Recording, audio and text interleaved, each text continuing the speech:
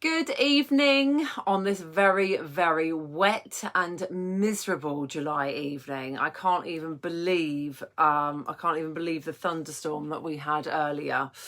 So this week we are having a think about self-care and ways in which to make it happen.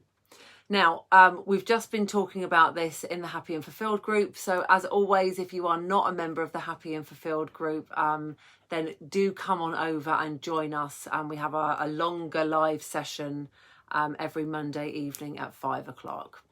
But I want to talk about the importance of self-care and why it is we need to be practicing it, and why it should be non-negotiable. And if you've listened to any of my other videos, if you've read any of my stuff, you'll know that I often say that you can't pour from an empty cup. And part of the battle that I think some of us have with practicing self-care, regardless of whether you're a full-time mummy or you have a full-time job or anything in between, I think for a lot of women, it can feel very indulgent, and it can feel like if you are looking after yourself or you're doing something to look after yourself, you're not looking after or doing something else. You're not looking after somebody else when you should be, or you're not doing something else that you should be doing. And it can often feel quite uncomfortable to set time aside just for yourself, to look after yourself. But the important thing to really consider is that if you're not looking after yourself and if you're not recharging your batteries, you're not really going to be able to do anything at its best, at your best. If your energy levels are low, if your resilience is down because you're not looking after yourself and taking the time to recharge your batteries, you're not going to be giving your best. So self-care is about looking after you. It's definitely about recharging your batteries. It's definitely about filling your cup, but it's also about helping you to do what you do best better. Helping you to love your loved ones better. Helping you to do your job better. Helping you to do whatever it is that you're doing better.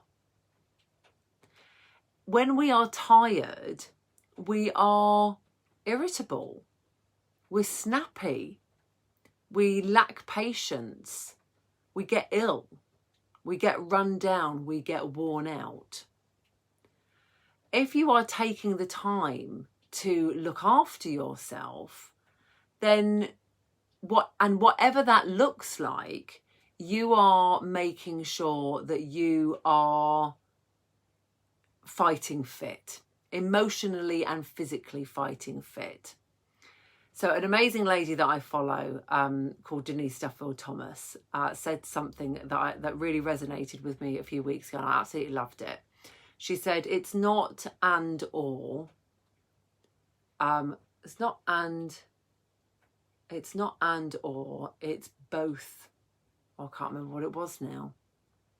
It's not either or, it's both and. That's it. It's not either or, it's both and. You can look after yourself and look after your loved ones. You can prioritise your own needs whilst prioritising everybody else's needs. It's just about making the time and making the commitment to do it. And it doesn't matter what that looks like. It doesn't matter what your idea of self-care looks like and whether or not that fits in with anybody else's idea of self-care. It's whatever you need to do to recharge. It's whatever you need to do to fill your cup, whatever that looks like. It could be an hour a day, or it could be an hour a week. It could be 10 minutes a day. It could be an hour on the weekend. It doesn't matter. It's whatever works for you. It could be exercising. It could be meditating. It could be getting your nails done. It could be reading. It doesn't matter. It's whatever works for you. So in the next video, we're going to be having a look at ways to make it happen, ways to actually make it non-negotiable. But for today, I just want you to have a think about what self-care looks like for you and how you would be able to fit that into your daily activities or weekly activities. Okay? All right. Signing out now for the night. Have a lovely evening. I will catch up with you guys later in the week. Take care.